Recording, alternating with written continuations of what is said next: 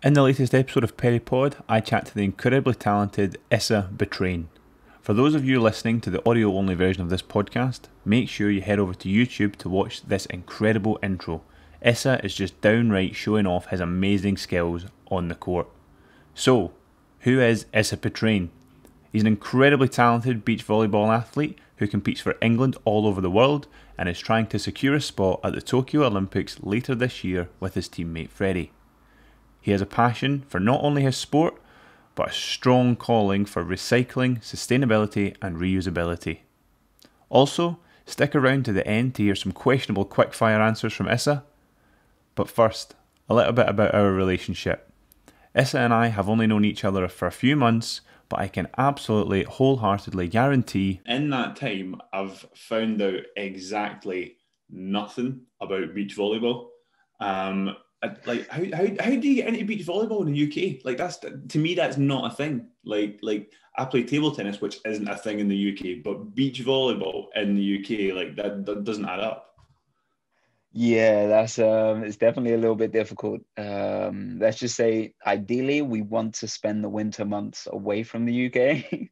I would, I would I would think ideally every month away from the UK if you're doing beach volleyball, but That is also true. I mean, it's nice to have a base to come back to at home. But I guess for me, I started off actually playing indoor volleyball. So it's kind of like I didn't have to worry about the weather conditions. And then I just found it one summer, really enjoyed it, and I was like, yeah, this could be something that's I'm good at it. I'm enjoying it. It's outside, you know. The cooler kids play beach volleyball, and then all of a sudden it's like, oh, okay, I'm playing beach volleyball quite a lot now, and I'm getting pretty good at it. But I don't know why we still do it here. yeah, I mean I'm confused though because you said the cool kids play it. Like they still let you play Whoa, whoa. it. Listen, I mean, it's an invite only club, you know. No Man United fans. That's about it. Right, okay, right, fair enough. Sorry for wanting to be successful. Beach volleyball. Give me some info because I know volleyball's 6 on 6, 5 on 5, and 6 on 6. 6 on 6. So beach volleyball is that always 2 on 2 or is it 4 on 4 sometimes? It's always 2 on 2, but recently they've done some like test events, like fun tournaments of 4 aside. But for the Olympics, it's 2 on 2.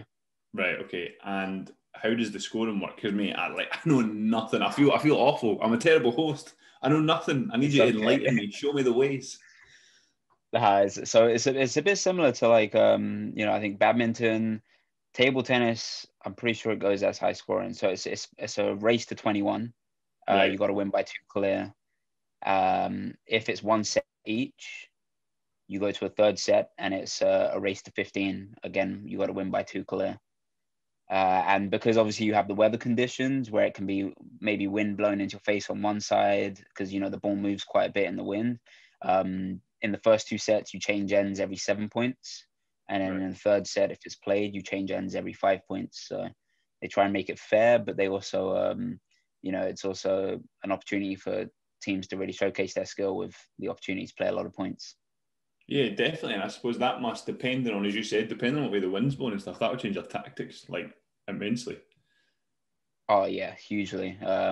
I think like a lot of the time you find when you have like the wind blowing into your face, the ball's gonna die a lot quicker. Mm, So like if you're attacking over the net, so the chances are you can really go after your swing, stay high, swing hard at the ball, like spike the ball really hard into the deeper areas, and it will probably drop in. Whereas when you have the wind behind you, the ball's always like it's almost like you're trying to catch up with it. It's always running away from you. So you've got to sometimes take a bit of power off, get over the top of the ball, try and snap it down. It's basically like I mean everybody always relates it to a game of like keep the balloon in the air, like it just starts going around everywhere, it gets a bit crazy. yeah. So, I mean, to keep it into perspective so I can understand it, because obviously being Scottish, beaches for me are unknown. I don't know what goes on at a beach. I've got no idea. I'm assuming it just rains. That's all I'm used to. But in terms of what's the size of the court? Like, what are we talking? We talking tennis court? We talking bigger, So smaller? the I actually don't know the dimensions of a tennis court, but for volleyball it's 8 by 8. So baselines are 8 meters long. Each sideline has an 8 meter. It's also 8 meters. But if you compare that to indoor volleyball, you have indoor, which is 9x9, and you have Right. 6 players. So it's 1 square meter less, but then you have 4 players less as well on the Yeah, court. that's tough. That must be tough. And you've got to run through the sand, which is constantly moving under your feet. Like, Yeah. you know what? Fair play. Got a lot of respect for that. That's tough. Thank you. That's tough. I But I mean, read it's always funny. A lot of my friends will be like, oh, they might watch beach volleyball, like not at a high level, like on a beach or something, just a bit of fun, and they'll be like, oh, this looks easy. It looks like a lot of fun, and then they give it a try, and I'm like, imagine this, but you've got a ball coming at you at like 85 kilometers per hour. is Like, that it? Only 85? Come on. hey, listen, it can go up. It depends on how much heat is coming from certain Pretty people. sure the ball's like this big as well. Almost get older getting lobbed at your Yeah, face. You seen the ones these. we play with? Come on. Over 100 kilometers an hour, 40 mil big. All right, okay.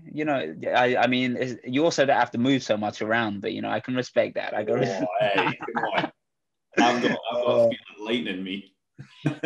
I've seen you move. With the sand and stuff, like how do you make sure, because obviously the basis of any sport is technique. You want to make sure you got your technique level, but with a flooring underneath you that is constantly moving, that's constantly changing to the conditions, how do you practice perfect technique? Because for me that sounds like a nightmare. Like, I struggle to stay on my feet at the best of times on level ground, never mind sand. Like, I'm scared thinking about it. No, it is a challenge. It comes down to a couple of things, really. I think the gym work, what we're doing in the gym, especially, like, we have to work a lot of, obviously, the big muscle groups, but a lot of the smaller muscles to kind of like help stabilize when we're not so balanced. So, you get a lot of Bosu ball work and things like that as well. But then, like, for practicing technique, the only way to do it really is, like, our coach keeps telling us, like, trying to find that strongest, most stable position whenever we're about to move or push off. There are times where, we're trying to make a reaction play and we're not going to be in a stable spot, and we just got to hope our timing on the ball is good. But to practice technique, it's just repping out and kind of almost being robotic, like kind of like the Germans. They rock up and they look like robots because everything is like right angles. It's like perfect angles, perfect technique, trying to move. And it's crazy. They're efficient. It's true. So the Germans they're the ones to beat at beach volleyball. I mean, they have a strong program for sure, but the top team in the world are Norwegians at the moment. These two Norwegian boys, That which doesn't make sense to me. I know. But I'm thinking America, LA on the beaches, Miami, things like that. I'm not thinking bloody Norway. They just practice on the snow. Like, is that an advantage? So this is like a bit of so basically what's happened is you got two guys, good friends of mine as well, Anders Mo and Christian Sorum, and they are just absolute freaks of nature. It's, how you have people that come to the sport, like, where you're thinking, they don't really have the stuff around them, or X, Y, and Z. They went to a full-time indoor volleyball school. Their parents played as well. Their Anders' father is actually the head coach of their team. Like, he played professionally as well. And they were just born for the game. Everything they do is like, anything they touch is gold. I think in the season before COVID, they put out a stat where they played 100 games. And normally, if you go like, so if you win a tournament, you've normally gone like 6 games undefeated, 7 games. In 100 games, they won, I think, like 94. They went on a horrendous run of, like, I think they won like 6 or 7 gold events in a row. Like, imagine going to, like, it's basically the equivalent of like doing 2 tennis grand slams.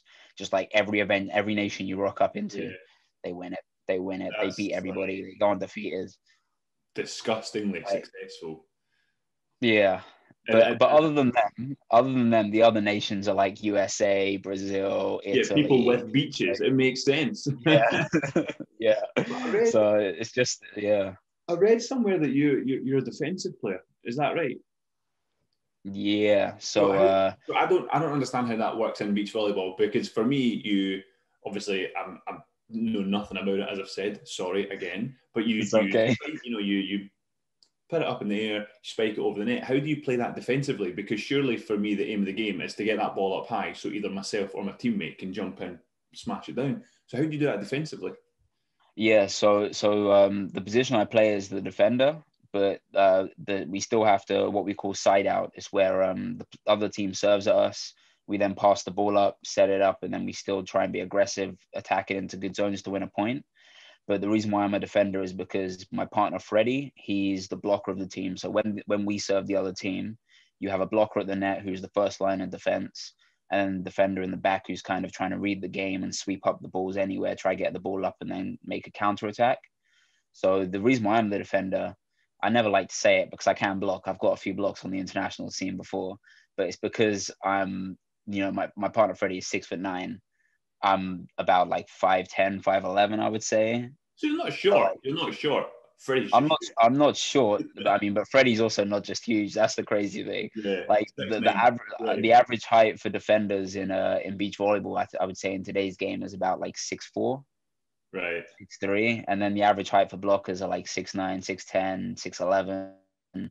Like you have a couple of 7-footers. Yeah, that's NBA height. Like that's tall. Yeah.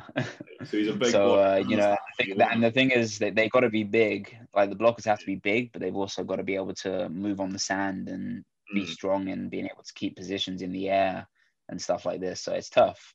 Yeah. Does he even jump? Does Freddie just like boom? I mean, if there's ever like a time where I put the ball a bit tight, sometimes he just stands and like pads it. But anytime that there's a blocker at the net, he has to jump because the other guy's going to be going up with him as well. That's nuts. That's absolutely nuts. So how do you train for beach volleyball? Because I'm assuming obviously in the UK that's incredibly difficult. So do you do a lot of your stuff indoors? So unfortunately at the moment we don't have an indoor beach facility. We had one in Bournemouth some years ago, but it got shut down because of some health and safety stuff and a lot of like yada yada. I mean, at the end of the day, it wasn't really a good enough excuse to close it down, but they're talking about reopening it again.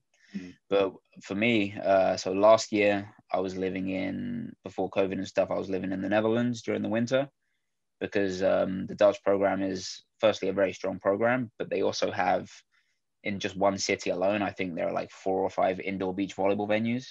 That's awesome. So, they have some great facilities to be able to train during the winter. They have one in Sweden, which I've used, which is great.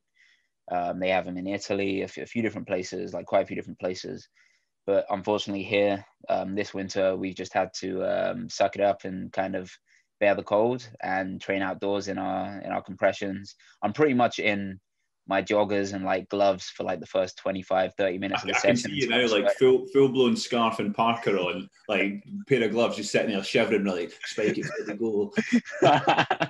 It's pretty much like that until I'm sweating in my gear, and then I'm like, this is extra laundry now, damn it. It's got to be done though. It's got to be done. But so obviously you said you're living in the Netherlands and stuff.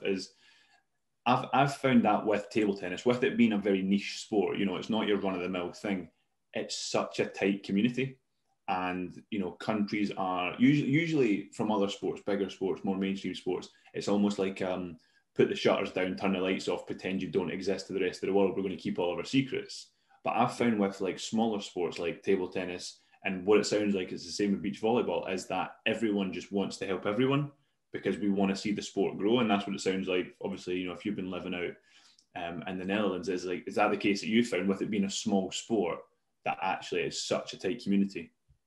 I would say, yeah, 100%. I mean, you still have, some programs that have like certain levels to it where some of their top end teams, they don't want to be training with people from other countries and stuff like that all the time until it's like around tournament time when you're doing like warm-up games. But generally the community in the beach volleyball world is quite close-knit. Everybody, would want to help out each other if they can. So yes, it's a bit similar to like you're saying with table tennis. Kind of we want to see the sport grow. If we can get the sport to grow on such a big level, it's already big in some places, but worldwide, globally, if we can get it to grow on that level, everybody is then successful from it. And seeing more people play, the better the sport will become, especially in the UK. That's a big goal of mine and my partner Freddie, still being a young team. Is just to kind of help the sport grow, but help it develop in our country a lot more, so that people don't just think of it as like a holiday sport. Yeah, exactly. Well, that's the thing. It's the same for us. Like everyone just thinks table tennis is a holiday sport. You play it when you go abroad, and there's one down, in the hotel resort or whatever it may be, and it's just like, everyone. It's like you said, people see it on the beach and go, "Oh, it's not that hard," but they're not playing the game. They're having fun, and it's Yeah. the same for us. Like they go, "Oh, I played table tennis. I'll give you a game." It's like, no. But yeah, it's similar. Like when if we're ever away into places and there's like a table tennis table, we'll play and we're like pushing each other.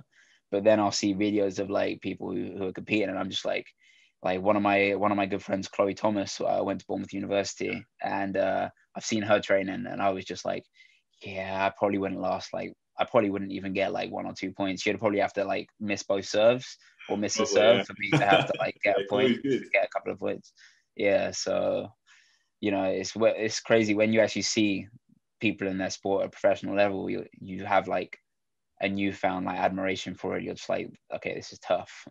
Yeah, and that's what I love. Like, so when things are running normally, I love to go and watch the Glasgow Warriors play rugby, and I hate sitting in the stands and you hear folk going, "Oh, I could have made that kick, or I could have made that pass," and I'm just like, "Stop talking!" Like, there's a reason that we're in the stands and not out Yeah, there. Like, and exactly. I hate seeing that on social media. Like, someone misses what would be deemed as an absolute sitter. It's like, "Oh, I could have made that with my eyes shut," and it's like, well, there's obviously a reason that you couldn't have. Like, and I hate that negativity because But like, I also I agree with that. It's also like sometimes I'll think, okay, well you can make that one maybe like if you get lucky, but how about the other 85 minutes this player's been running around the pitch? Can you keep up with those demands as well and then do that? exactly. Exactly. So speaking of 85 minutes, so how long is there a time limit on beach volleyball? Because I know you said obviously it's best of three sets, but if it goes to three, is there some sort of expedite system? There is in table tennis, but it very, very rarely happens. So to the best of my knowledge, I know back in the day when it was old school scoring, when they used to televise events, it used to be whenever their allotted TV slot was. So whenever, because it would be live. I don't know, in America, as soon as like the TV time's about to be over, it would be like this is the match point. Like TV streaming is about No to be done. way. Yeah, yeah, That's yeah. the So skill set stuff. Yeah, next point wins. I've got to go for my dinner. I know, it's crazy. Yeah. But like now it isn't. So, on average games last about 30 minutes, 35, 40 minutes, which is like high intensity. Some games go into 50 minutes. I remember early on in my career, I was playing at under 22 European champs in Portugal. We drew Portugal, the host nation, on center court, like a night game, lights and everything. And that game, from start to finish, it was a tough three-setter. Every set went tight on scores. Like we went over 21 points to get two clear. I think we were on court like an hour and 16, an hour and 17 minutes. And I'm lucky. It was nice that it wasn't burning hot, but Mm. it's still the demands of having to work hard in the sand physically for over an hour.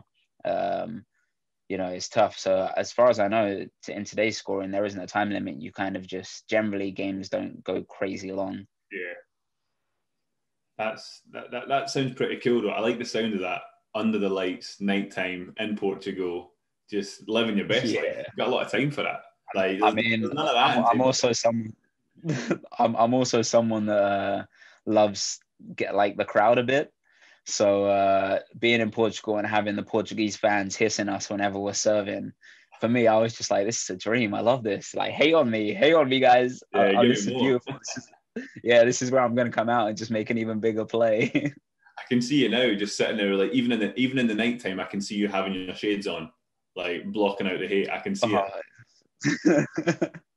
Maybe. I mean, you know what? I haven't done that, but I think that might have to be the next step on a nighttime match. That's got to be it. You got to have the shades on, like a nice blue tint, just properly shut everything out. But yeah, I'm in the zone. Oh man, see that would be pretty good for the socials to get Yeah. some pictures of So, that.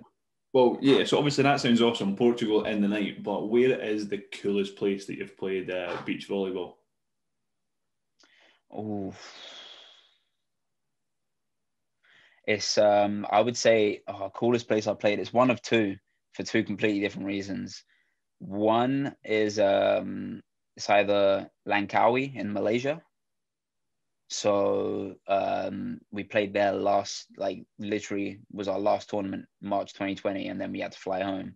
but the scenery, the play, like Malaysia, Langkawi in general, the island is so beautiful. I think the most beautiful island I've been to is it's unbelievable. Golden sands, the sunsets are unreal. We went on boat journeys like when the tournament was over to like where we saw monkeys, we saw eagles, we saw so much craziness out there. It was unreal. We went on like a rainforest boat journey, like going in between the rainforest and stuff like that. It was unreal. Or the other one is when I competed in Lucerne in Switzerland, which was a few years back now. It was my under 21 world championships, but the scenery, the setting of it was like from the hotel, we get on a boat across the lake towards where the courts are. And you've got like nice greenery, courts right on the lake, like a nice arena around the central court and everything. Like Switzerland is a big beach volleyball nation. Like a lot of people love it as well, even though it's landlocked. Yeah. But then you kind of have like the sun, the sand, the greenery, the lake, and then the backdrop was mountains with snow. Oh, and like the shots of that was just unbelievable. It just looks so beautiful.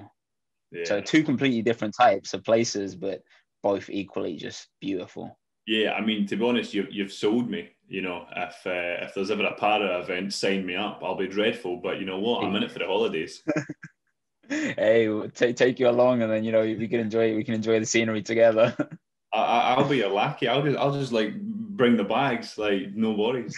But, like what I found, it's funny you say that about Switzerland. I've noticed that they seem to be pretty damn good at sports they shouldn't be. Like they're really good at water sports and like obviously beach volleyball and stuff. And I think it's because like, as you said, they're landlocked, so they just go right. We've got these massive lakes. Let's just go and have fun on them, and they end up being really good at sports that they really shouldn't have any right to be because they've not got the facilities. So they just go and create stuff. They're pretty cool.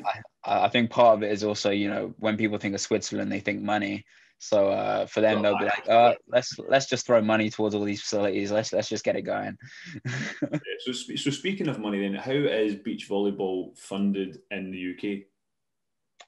So it actually currently is not. So unfortunately, our sport doesn't receive funding towards Olympic Games. Previously because of, I think, previous results from older teams. But also, some of it to do with just, I never want to slate, I'm not slating like an NGB, but I think our NGB's main focus is kind of more on grassroots and kind of building the level up instead of focusing a lot on like the performance side at the top end. So a lot of it is actually self-funded, funded through partners, sponsors, or just our own money that we might get from working. That we did receive a little bit of funding for the build up to Tokyo, some aspiration funding, which I think some sports like weightlifting and other sports as well also applied for. So there was a bit of funding for our Tokyo preparation to try and qualify for those games. And we still have our qualification tournament in May in Turkey this year. But with COVID and stuff, we really don't know what's happening. But unfortunately, yeah, our sport isn't highly funded a lot of the time. We just have to do what we can.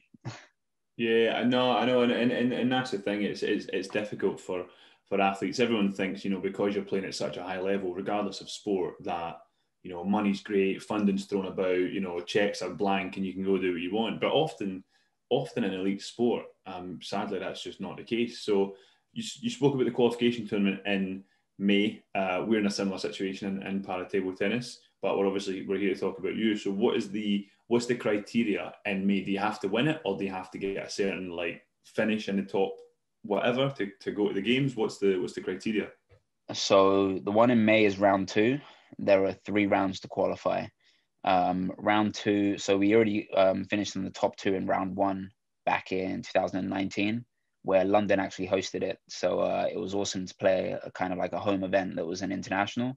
It was like the biggest event since 2012 Olympics for beach volleyball in the UK. And then, so round 2, there are 8 teams in our pool, and there are 5 pool groups, if I got that right. No, 3 pool groups, sorry. And you have to finish in the top 5 of the 8. So you just have to finish in the top 5 teams, which is possible, very possible. And then you go to the final round where there'll be 15 teams, and it's then from there, it's going to be modified pool play crossover games to decide who the winner is that will qualify for the games. So ultimately, it is one winner. Ultimately it is one winner. Whoa. So that's the Continental Cup qualification process. The other qualification process for it would be win world champs the year before, which we obviously didn't do. Then you also have being in the top 15 ranked in the world, which unfortunately we're not at that stage at the moment, especially, myself and Freddie being a young team. That's kind of a goal for 3-4 years down the line to be in that top 15, top 20 in the world. And then you also have like other continental regions having their continental tour as well. So your Africas, they'll also have their continental cup to be able to qualify one team, one nation. Same for like the Asia Pacific region, or I think it's Oceanic. Is it called Oceanic? I always get this messed up. Okay, yeah. So everywhere has their own.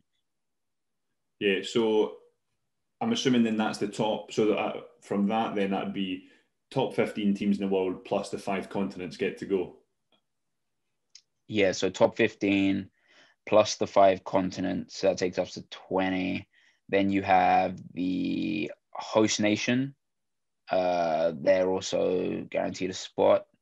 So that will take us up to 21. Am I correct? That's right. Yeah, 21. Yeah. So that will then be 22. And then 2 others come from. So that continental event, once every single. So you get one from the world, from winning world champs. Yeah. And then you have. So everybody who placed second in their continental event will then have one last tournament between them to decide that final spot. So they give you a chance if you can finish in the top 2. Yeah. That's really good. Right. So everything has been pretty miserable for a long time here in the UK, right? There's no beating around the bush. But I know you're an upbeat guy. I know you've got some funny stories coming out of COVID. So I want to hear, what is your funny COVID story? Funny COVID story? I know I've put you on the spot here. I've put you on the spot. It's all right. My funniest COVID story has probably been, so when it all began, I was kind of like working out a lot. I got into a routine, a habit. It's kind of funny for me just because I don't think it would normally happen. And when I told my friends, they couldn't stop laughing. I was getting into a habit of just working out, going out for runs, just without even thinking, like waking up, working out, kind of like still half asleep sometimes because it was just autonomous. And one day, like, I don't know what happened, woke up, ended up putting on my shoes, put on my socks, put on my shoes, went out to go for a run, started jogging up the hill, like where we live. Felt really cold. Kid you not, I went out in my underwear and socks and shoes, completely forgetting to just put on shorts. I was so like, I told a couple of my close friends, so this is now going to be on the podcast. A lot more people are going to know. This is going to be the clip that introduces the podcast. But I was kind of like, wait, like I started jogging. I was like, it's a bit cold right now. Looked down and I was like, oh no, I'm still in my underwear. Instantly turned around, absolutely bolted it down the hill like I was Usain Bolt. Like, absolutely straight back into the house. I was like, I forgot shorts. I didn't forget underwear. If I forgot underwear, I definitely would have. That would have been awkward. At least you had underwear on. That's the main thing. Saving grace there. Yeah. Well, yes. Exactly. But it got to a point where I just wasn't even thinking, because it was just a routine for months, and then that happened.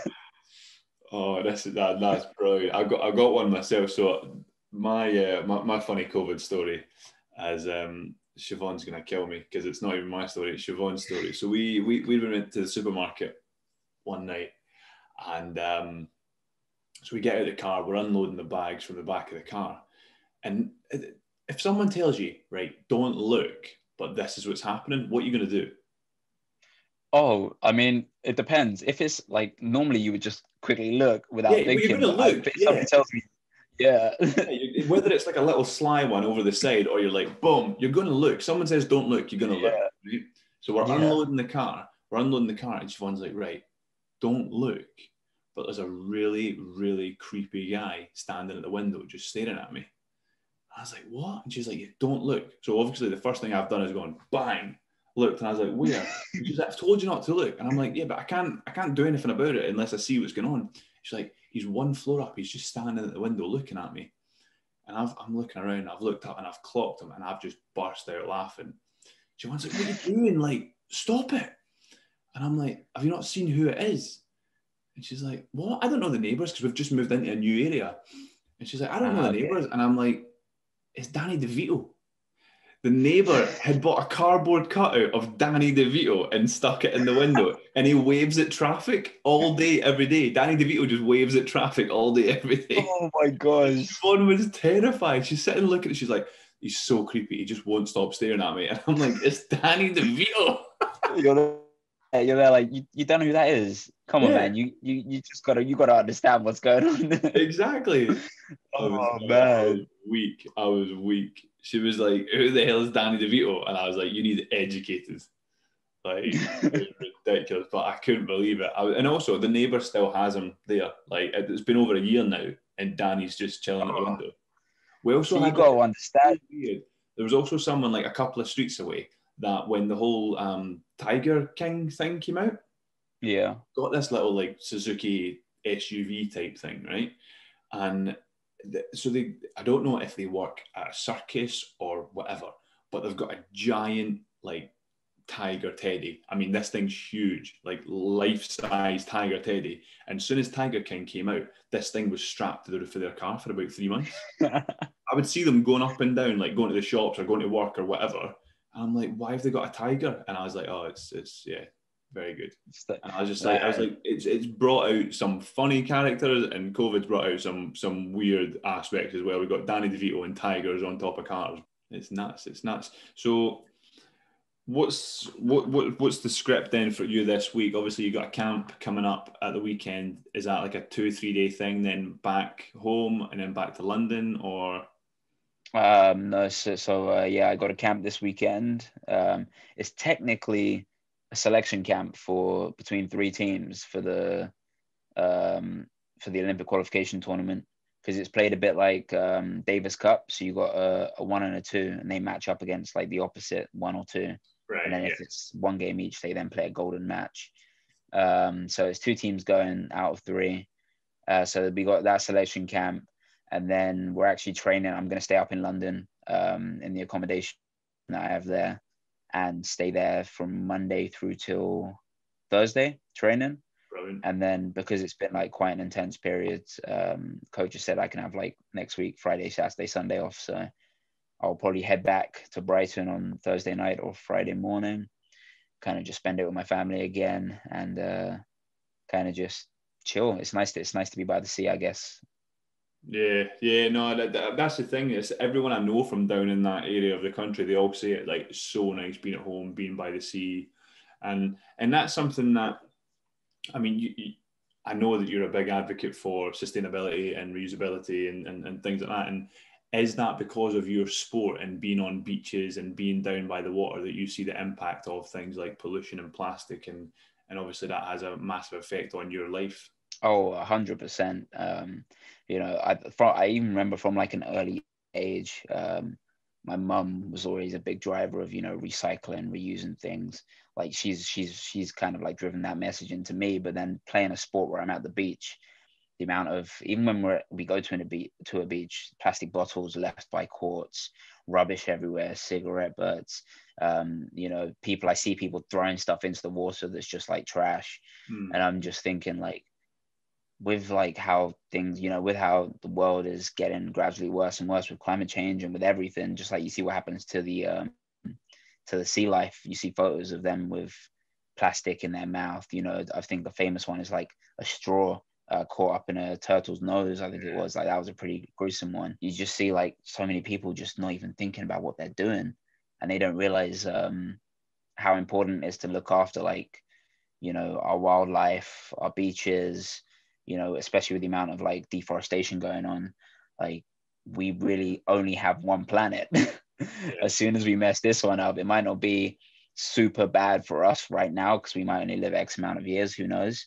But like, our kids who we definitely will love. Imagine we leave them in an absolute hellhole. Like, what are we like? We gotta invest to do something, even if it's small changes, And that's something that I definitely try and drive with my messaging. Kind of, nobody's gonna be perfect.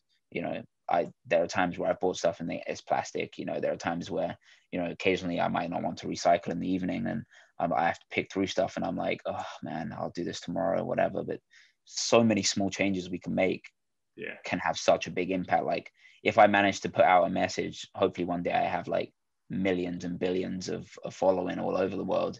Who knows? But if I put out a message of like, I'm no longer going to use plastic bottles, I'm just going to go to like oat milk or almond milk, and then I have like say if like 7 billion people decide to say like, okay, I'm only going to drink oat milk, the amount of impact that's going to have. You might think it's only one person, but if one person tells another person, they tell another person, that's pretty impactful. Yeah, exactly. And that was something that I realized as well, as I was, because obviously I'm not down by a beach or by water or anything like that. It was when I started playing table tennis to a high level, that we're traveling all the time, and you realize that, like, you go to another country, and a lot of time for us, you get allocated water at competitions. It's not always like a water fountain. You just get X amount of bottles every day, or you could get as many as you want. And it was like, there's just at one tournament, from one tournament, the amount of plastic that goes to waste there. And then, as you know what it's like, you get a couple of days off at an event or whatever, and you go and maybe explore and see the locals and things like that. And you realize, like, when you go to a place that is a bit more by the sea or things like that, that's where the real impact comes into play, because folk are just happy just to chuck things away.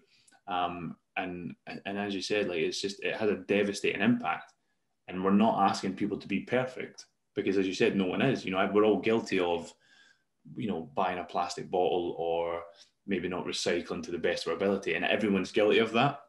Yeah. But it's trying, as you said, trying to make a small change, one small change, whether it's having a reusable water bottle that you keep in your rucksack or in the car or whatever, like, so you've always got that option, things like that. And it makes a massive difference. Like, I've seen these great ones that I'm going to invest in as well myself, as like travel cutlery sort of thing, you know what I mean? So you avoid like plastic forks and things like that. And it's, I'm always up and down from Scotland to Sheffield at the moment, like trying to train and do things like that. And the last thing I want to be doing is like taking cutlery from the house and Siobhan's got nothing to eat her dinner with. Do you know what I mean? Like, so it's things like that. You can get little like pack away cutlery and things like that. And it's little things that you think, okay, this might not do much, but if the next person does it and the next person does it, it just spreads, and hopefully that's the message that we're trying to help with. Because I know that you obviously, you got some pretty cool trainers at the moment, don't you? Yeah. So recently partnered with Hilo Athletics. So some sweet Hilos, completely made out of recycled material, a great sustainable brand, but also, the trainers are actually just really cool. I've always been quite a big fan of like shoes in general, but being able to wear something that kind of fits my like who I am as a person, wanting to wear something, or go with a brand that cares about something that's more than just the bottom line of money.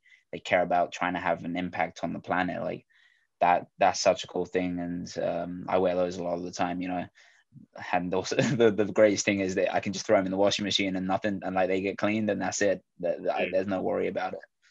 So yeah, some of my favorites for sure. And it's just interesting to think like this is a company that's really driving it. And I kind of look around at other businesses and I'm just like, that every single business is really the same now. Like when you want to buy like high designer wear or high tech sportswear, you kind of need to start looking more. If you want to have an impact, you need to start looking more at like, okay, so what, like you look at your Nikes, your Adidas's, your like New Balances, whatever it might be, they're all at the end of the day the same. They have the same kit. You have a top, you have shorts to train in. But what you're going to look at now is what do they do to kind of leave impact, whether it's with sustainable, whether it's like social change, what are they doing to impact outside of just trying to make money? because then it's like that's something that I want to be associated with. And yeah, absolutely. It's something that I've noticed myself becoming more and more conscious of. Is as you said, all the kit is pretty much the same, and it now doesn't matter who the logo is; it's what they do behind that. Exactly. And that, as I think, because obviously athletes, regardless of sport, as soon as you sort of hit that elite status, people tend to listen to you a little bit more, and you have that responsibility to to almost do the right thing, and if that is like sacrificing fashion of all things to wear the clothes that suit your ethos and your values as a person, then you owe that to society to sort of show them that, look, do you know what I mean? It's not just about feeding this cash cow that's just there to monopolize an industry. Actually, we should be helping ourselves by buying this product or that product, and I think it's just making people aware that there are other options out there, and it's good to see that even these, obviously you got high low as you said, but even now the sort of big brands, as it were, are now starting to realize the error of their ways, and now a lot of their products are now becoming sustainable, or more sustainable, or recycled, or if a product is difficult to be completely recyclable, they'll make it out of 80% or 90% or as much as they possibly can, and I think that's the right start, and as you said, I hope that for the future, for our kids, grandkids, or whatever it may be, we've not left it too late, and I think if we can show that we're trying to do the right thing now, then with the rate that science advances, that hopefully things are not irreversible. No, exactly. And like touching upon like a couple of things you said there, like even if they can make it like 90% recyclable, like I said, like we both said, nobody's going to be perfect. It's just, can you do enough? And if you're a big company that has the money to impact this change, and like you say with athletes, the same with bigger companies, you have such a larger following, or you have people that are actually dedicated and want to know what you're getting up to, want to know what you're doing, eating, drinking, wearing, those types of things. Like being able to use your voice to kind of lead people on a better path that will help not just us now, like all of us as humans, but more humans to come. Hopefully we don't wreck this planet in the long term. Yeah, right. So to finish this off, I'm going to ask you some quick fire questions. Favorite country in the world? America. Favorite food? America. Yeah. Italian. Favorite song? Come on. I don't know. Anything by J. Cole. Nice. Favorite color? Blue. And who's the best table tennis player you know? Oh man.